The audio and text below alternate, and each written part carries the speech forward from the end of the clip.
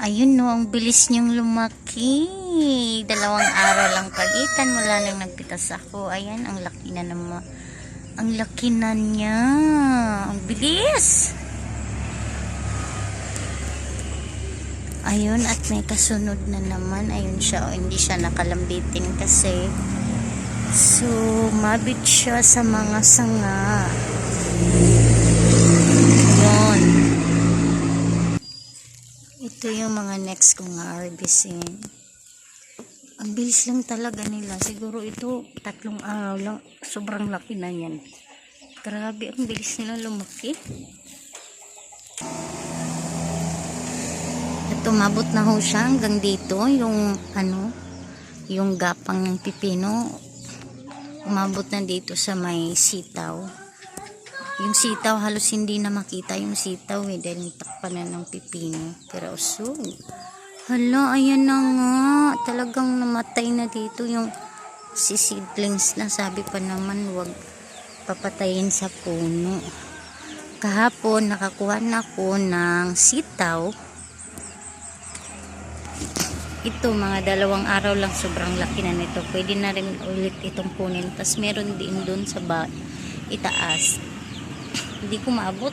Tas doon sa gilid halos hindi na makita yung mga sitaw dahil puro na lang yung pipino. Grabing pag nila pag lago. Ayan na, sobrang ganyan pala siya. Ang bilis na lumago. Kasi ito naman yung aking kalabasa. Ayan, ang bilis lang din nila. Grabe, ganyan pala. Tas may nakikita na akong mga bulaklak ng mga buds ng kalabasa. Malalaman mo ang kahit ngayon lang ako nakapag-observe ng kalabasa, talagang nakapagtanim ako. Malalaman mo talagang bulaklak siya. Ito, ayan, buds talaga siya. Ayan, ayan. Ang dami niya, bawat dahon meron.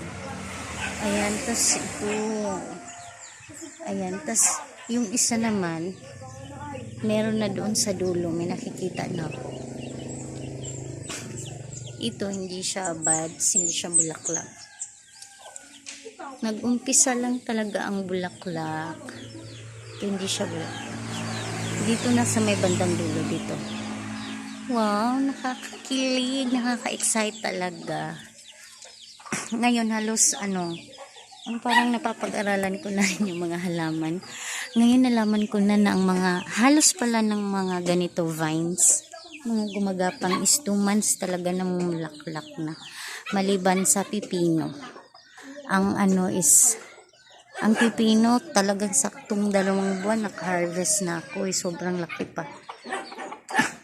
Habang tumatagal na, saktong 2 buwan yung pipino, ayan, saka pa siya dumami talaga ang mga bulaklak, mga bunga. Ayan, halos tabi-tabi sila. Ay, meron din doon, ang dami din doon. Ayan, habang tumatagal, padami ng padami ang kanyang bunga. Tapos ito ding kalabasa, ito 2 buwan, pipino 1 buwan pa lang nag-umpisa na siyang mamulaklak. Ang sitaw 2 buwan din. Tapos ito ding kamatis ay 2 buwan din siya, namumulaklak na. As in, ngayon na may sarili na akong tanim dahil nandito lang siya sa gilid. Talagang naobserbahan ko sila ng mabuti.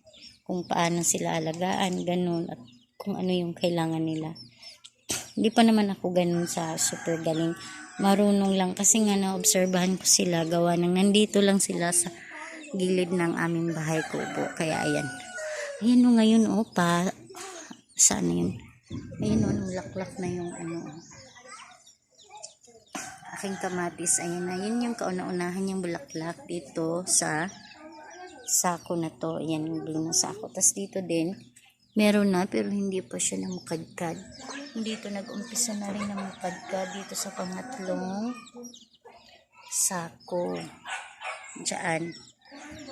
Tas dito naman hindi pa.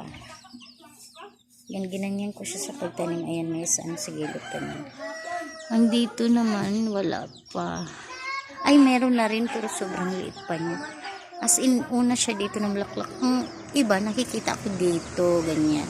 Pero siguro huli na yan dyan magbulaklak. Hi.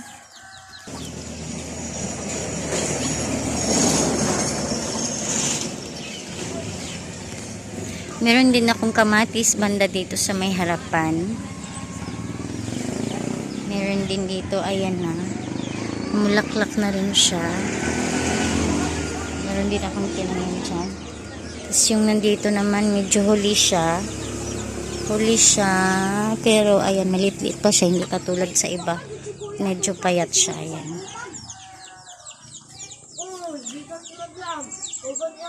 Ayan. Meron din dyan. Talagang kahit saan may kamatis. Yan, para kahit saan pwedeng magpitas.